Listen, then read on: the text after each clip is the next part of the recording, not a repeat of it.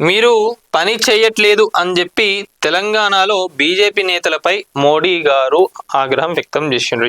ఇది నేను ఎప్పుడెప్పుడు మోదీ గారు వీళ్ళందరినీ క్లాస్ వీక్తారా అని చెప్పి చూస్తా ఉన్నాను. ఎందుకంటే గతంలో కూడా మనం చాలా న్యూస్లు రాసినాం. ఇంతమంది ఎంపీలు, ఇంతమంది ఎమ్మెల్యేలు, 2 ఎమ్మెల్సీలు వీరందరూ ఉన్నారు. ఏం చెప్తాను అసలు తెలంగాణలో బీజేపీ ఎటు పోతున్నది, బీజేపీ సంగతి ఏంది, బీజేపీ ముచ్చట ఏంది తెలంగాణలో అని చెప్తే ఇక్కడ ఎవరి రాజకీయం వాళ్ళు, ఎవరి బిజినెస్ వాళ్ళు, ఢిల్లీలో కూడా ఎవరు ఉంటలేరు, హైదరాబాద్ లోనే ఉంటానని చెప్పి మోదీ గారు అయితే మంచిగా క్లాస్ వీకినట్ట వీళ్ళందరికీ. ఎందుకంటే అసలు లాస్ట్ అసెంబ్లీ ఎలక్షన్స్ లో బీజేపీ రావాలని చెప్పి అనుకున్నది.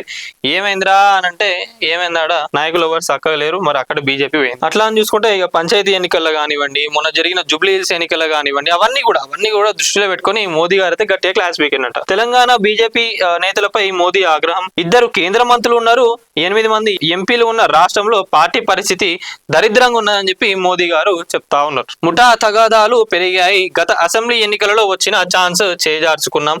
మన సోషల్ మీడియా కంటే అసదుద్దీన్ ఓవైసీ సోషల్ మీడియా బలంగా ఉన్నది, కనీసం ఆయనను చూసైనా నేర్చుకోండి. తెలంగాణ బీజేపీ ఎంపీలకు మోదీ గారు క్లాస్ వీకిండ్రు. మీకు స్టైల్ ఎక్కువ, పని తక్కువ అంటూ ఓ ఎంపీపై ఆగ్రహం వ్యక్తం చేసినట్ట మోదీ గారు. అందరు అట్లనే ఉన్నారు. మోదీ గారు ఆల్మోస్ట్ బీజేపీలో ఉన్న నాయకులు ఈ రోజు ఎట్లున్నారు అంటే అసలు బీజేపీ స్టేట్ ప్రెసిడెంట్ ఎవరో కూడా జనాలకు చక్కగా తెలియదు. మరి ఆ ప్రెసిడెంట్ పోస్ట్ ఇవ్వడానికి కూడా ఎన్ని గొడవలు, ఎన్ని రాద్ధాంతాలు చేసిండ్రు, ఒక్కొక్కరు ఎన్ని కుట్రలు, ఎన్ని పాలిటిక్స్ చేసిండ్రు. మీరు ఢిల్లీలో ఉండేది తక్కువ, హైదరాబాద్ లో ఉండేది ఎక్కువ, అయినా పార్టీ బలంగా లేదు అని కేంద్ర మంత్రులపై ధ్వజం ఎత్తిండ్రు మోదీ గారు. ఎస్, ఆడున్నా ఈడున్నా చేసేది ఏం లేదు. మరి పార్టీ ఎటు పోతుంది, ఢిల్లీలో కూడా ఉంటలేరు కదా, మరి హైదరాబాద్ లో ఉంటాను కదా, ఏం చేస్తాను, ఏం బిక్తున్నారు అని చెప్పి మోదీ గారు చెప్తా ఉన్నారు. వచ్చే ఎన్నికలలో అధికారంలోకి వచ్చేందుకు కృషి చేయాలని పిలుపునిచ్చిండ్రు.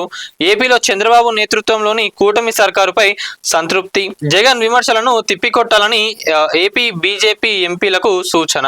సో ఇది మోదీ గారు కూడా ఈడ తెలంగాణ పైన కన్నేసిండ్రు. ఈడున్న నాయకులు ఎట్లాంటి ఏందో అని ఫైనల్ గా మోదీ గారికి అర్థమైపోయారు. మరి ఇప్పుడైనా ఈ నాయకులు మారుతారా, వీళ్ళందరూ కలిసి పనిచేస్తారా, లేదా ఇట్లనే గొడవలు పెట్టుకుంటారా, నాకు పోస్ట్ కావాలని చెప్పి వీళ్ళు గొడవలు పెట్టుకుంటారా, పార్టీని ఇప్పటికైనా బలంగా చేస్తారా లేదా అనేది చూడాలి. మరి తెలంగాణలో ఉన్న బీజేపీ నాయకుల పైన ఇప్పుడు ప్రెసెంట్ ఉన్న తెలంగాణలో ఉన్న బీజేపీ గట్టిగా మారాలంటే, మళ్ళా వచ్చే ఎన్నికలలో అధికారంలోకి రావాలంటే ఏం చెయ్యాలి, ఎట్లాంటి చేంజెస్ చేస్తే అధికారంలోకి వస్తుందని మీరేం అనుకుంటున్నారు? ఒక్కసారి మీరు అందరు కూడా కామెంట్ రూపకంలో తెలపండి.